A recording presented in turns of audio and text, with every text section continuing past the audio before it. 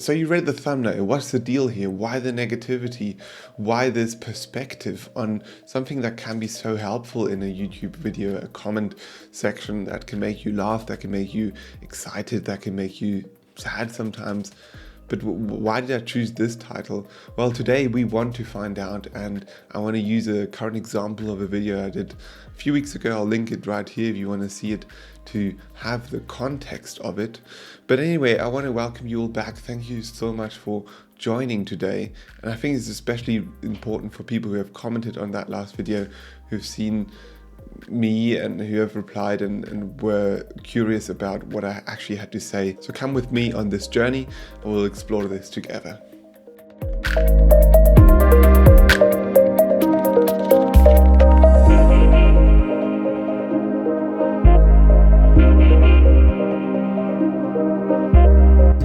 Alright, so wonderful good morning to you. I'm here, a bit of traffic. It's a really snowy, nice day today, really cold but beautiful, and yeah, so I'll take you through what I do on a normal Thursday, take you to work here in the car, and I hope you enjoy it.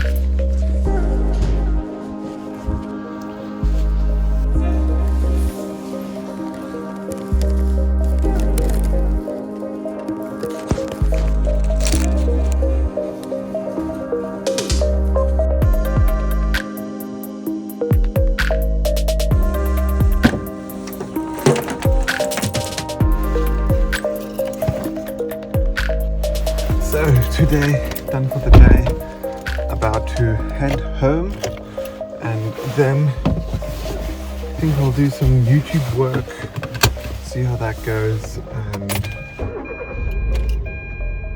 yeah, enjoy a nice evening with my wife.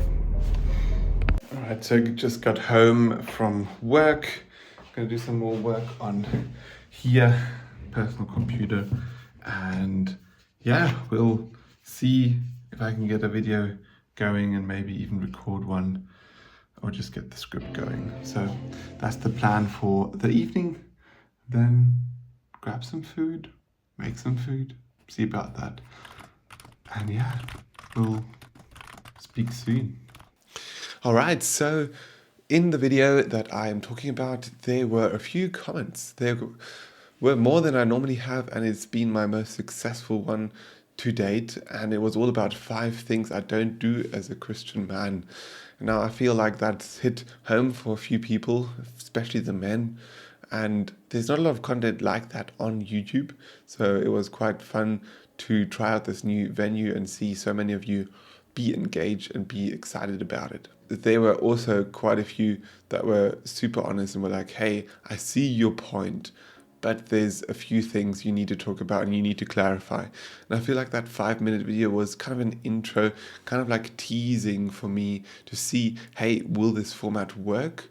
I think there's three steps to this approach: to look at comments, to analyze comments if you're a YouTuber, if you some person of influence, and I'll go through these 3 points with examples from the video. So the first thing is to break it into chunks. I think for me the most important aspect of this whole thing is that when there's a lot of comments, you go through all of them, you go on a roller coaster of emotions. Like some of them are like, hey, you're awesome, thanks so much, and then the others are like, why did you even do this? And you going through this, and you have to be in the right mindset, and you need to break it up into different sections over multiple days, maybe even weeks, to process that correctly. So the second thing I'd advise for anyone who's in the same boat and who wants to find out what it really means to understand what the comments are saying is that you get an outside perspective. So for me, in my case, that was my wife. She was like, hey, I saw your video and I have these few pointers, a few thoughts. I saw the comments and I feel like they're valid. They have a place to be, and they're there for a reason, and many of them weren't like bashing me as a person, but were context related. I think this might be a good reminder of what the things are that I really wanted to bring across, and maybe the things that didn't quite come across. The first thing was parties. So I said I don't go on parties as a Christian, used a few verses, and then there was backlash on that because, yeah, Jesus went to parties. Jesus went to a wedding party. Like, that's his first miracle, at a party. And what I really meant to say is I don't go to a club setting where, yeah, there's the likelihood of getting drunk or going to a different place when you take some drugs is very, very high. So that's why I was like, this might not be the right place for me. And so then the second thing that I had addressed, but maybe not in enough detail, was the whole aspect of dating apps. And I just said, hey, I don't use dating apps, and I don't think it's a good idea. But people were like, dude, that's the only way people can meet. Like, these days, how else would you meet if someone who's introverted, who's not interested in other venues of going to big dating shows or whatever, that's the way they meet. And so there was a bit of backlash on that as well, where I'm like, okay, well, totally fine. Maybe I was just saying something in that context that I found was right for me, but many others were like, oh, actually, there's a lot of Christians on dating apps that are honest, and it's not all about the looks, it's about getting that first date and then meeting in person.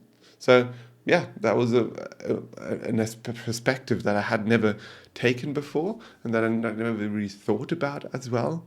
But that makes total sense to me, and I'm totally open to also change my mind on that aspect as well. And the last thing was a guy who said, hey, talking about going to court, like it says in Corinthians 6, don't take your brother and sister to court. But the backlash on that as well is, I feel like it does really it has to make sense, and it has to be bad enough that you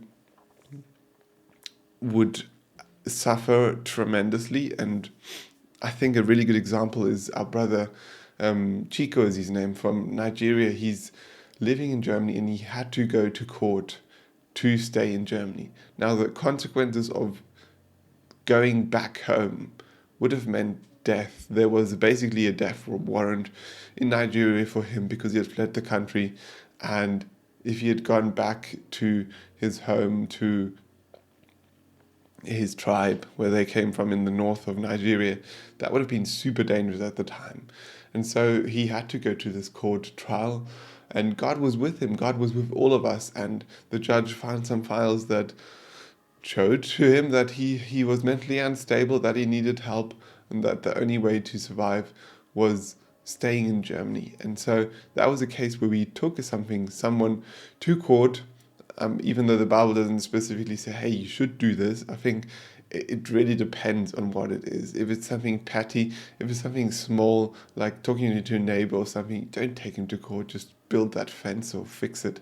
But the big picture here is that you kind of want to make sure that only if it's necessary, in the very last resources, then to say, okay, well, we will go to court because that's the way, in this case, for this brother to survive. So that was, I think, quite a few pushbacks that I received from a few guys, and that was really helpful also to have Bron's opinion that would then mix in there and said, hey, these guys, they have some value, they're right. And then the third thing is there's negativity, and this video wasn't too bad, really. I'm really impressed, but there have been others where people basically call me out, they bash me, and some of it's harsh, some of it's justified, some of it isn't, and there's just trolls on the internet, and you just got to move on. Like, negativity is all around you. There's people out there who specifically want to make you feel bad, which is pretty horrible. But then you have to think, well, what's going on in their lives? How can they be so sad and so depressed? They must have a reason as well. So that's what I think about. And then I'm just like, well, that's this one guy or one girl or whoever just commenting that. I'm not going to get sad about it. I'm not going to get depressed, even though sometimes that seems like a very good option. But you just got to move on. You just got to make new content. You just got to see, hey, is there anything constructive that I can pull from that comment and change in my next video? And if there is, then go ahead and make that change. I think putting yourself on the internet is a huge risk, but it also has huge rewards. And I've met people and I've seen people comment that I'm just like, wow, maybe in a small way I've touched their hearts.